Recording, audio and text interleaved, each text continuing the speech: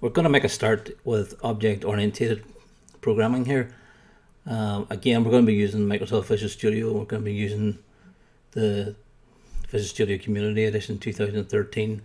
Like we have with console applications, if you've been following along in the series, we're going to just continue with the console application. At this point in time here, we're just more interested with the concepts rather than doing anything pretty. So we'll go ahead and start by just creating a new project. So it's a Visual C# application, it's a console application. Choose where you're going to save it.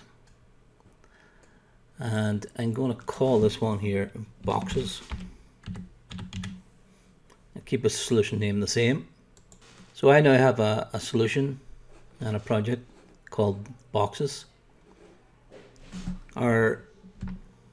Basically the main section of our program has nothing on it, and like I've been doing up to now, just to keep a window on screen, I'll add in a console.read key just to hold the screen, and of course I should do a message just before that, like a press any key to continue or something. So I'll just skip that for now.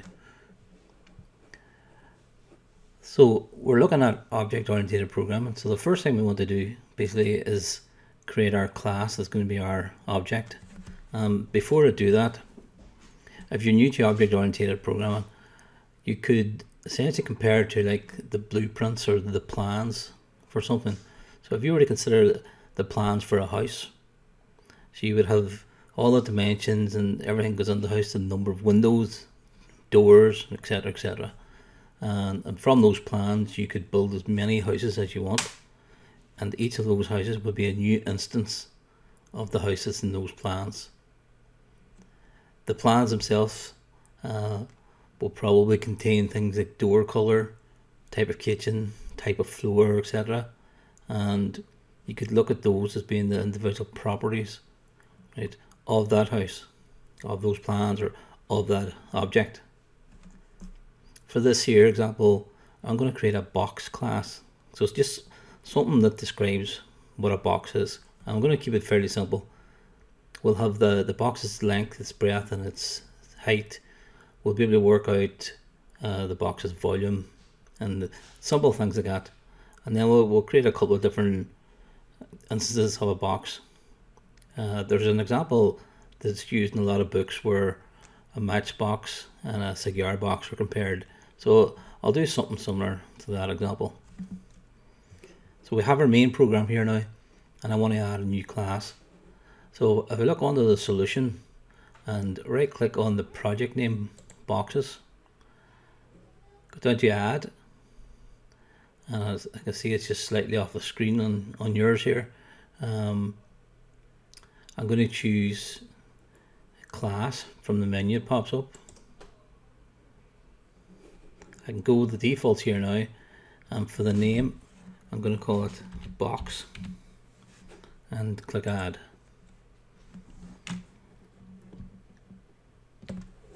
I now have a new class called box, and it's still part of the namespace boxes, so it's still part of the same project. You can see now that I have got box.cs and program.cs. So before we do anything really complicated, let's give the box some properties. So when I talk about properties, essentially it can also be looked at as member variables. So I'm going to give it an integer called L, B, and H. So length, breadth, and height. And for now I'm just going to leave it at that. If I go back to the main program, now that I have a type called box, I'm going to create something of type box, just like I would create any other variable. So if I type box, and what I want my box to be called, well, this is going to be a match box, so we'll call it match.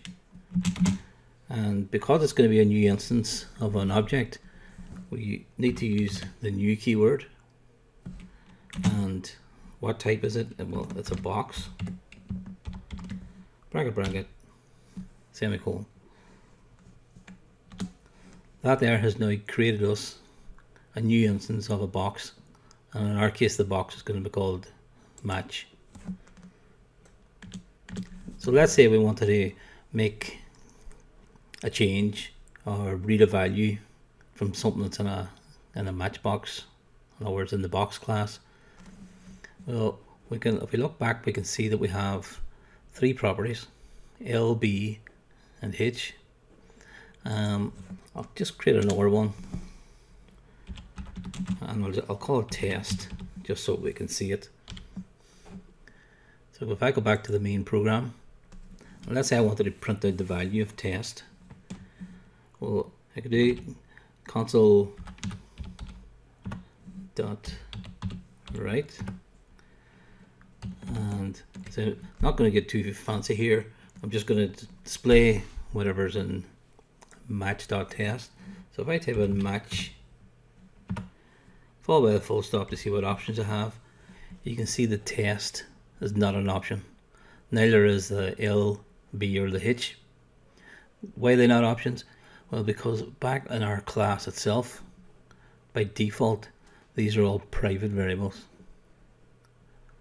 If I click just before the declaration itself, if I put in the public keyword, it means that I can now use, in this case here, test, in any instances of the class.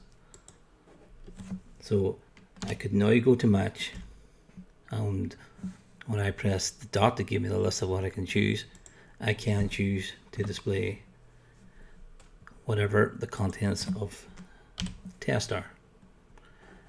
And test is just an integer, so it's likely to take on a default value of 0.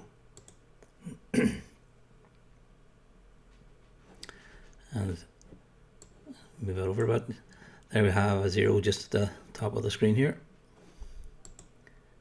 Close that. Now, it's not a good idea, unless you really need to, but it's generally not a good idea to have any of your members, your properties as public. You would usually try and protect those. Let's give you an example. I'll make a public int called age, and let's say I want the user to store the age in here. So if I go back to my main program, and I've just changed, or I'm going to change test to age.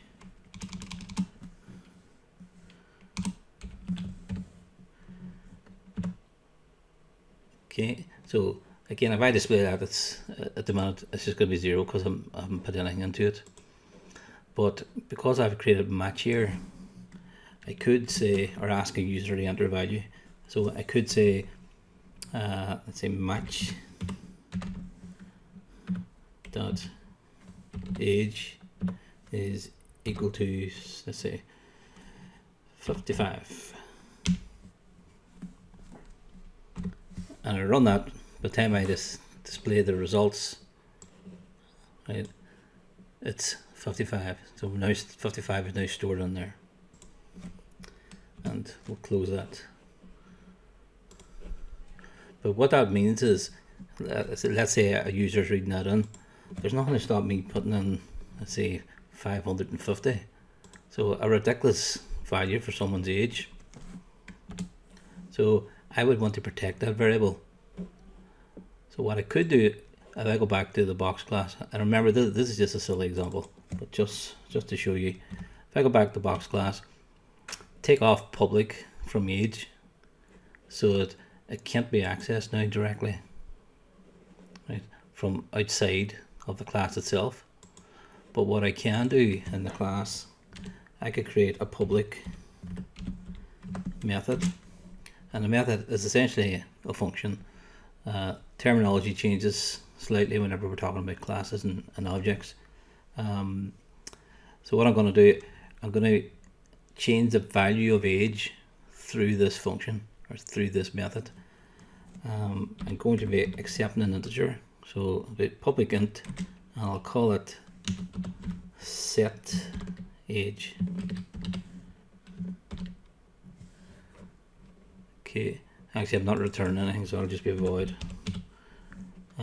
What I want to do is pass in an integer, and I'll just call it a for age.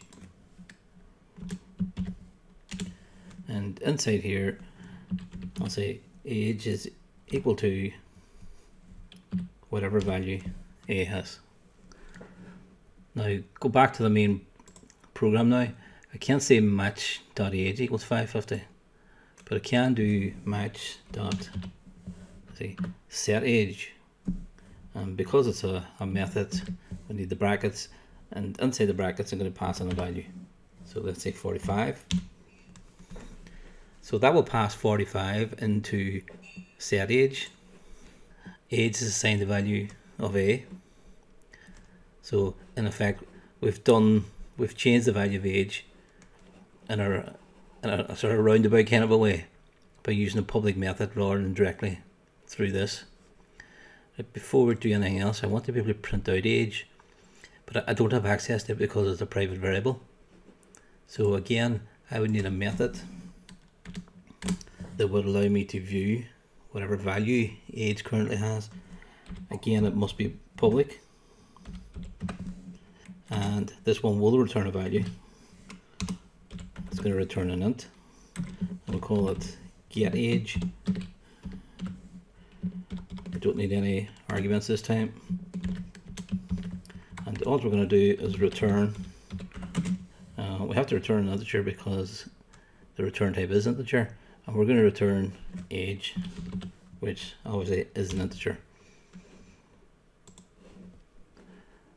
So if I go back to here, this output line here now, I can't directly access age, but I can access match dot get age. Again, it's a method, so it needs the brackets. So we've got a method for setting age, a method for reading age, and we're also writing it out to the screen. So if I run that, age at this stage here should have the value 45, and you can see that it does. I'll come back to that example in the next lesson, but I'm conscious that this is getting just a wee bit too long, so we'll leave that one at here for now.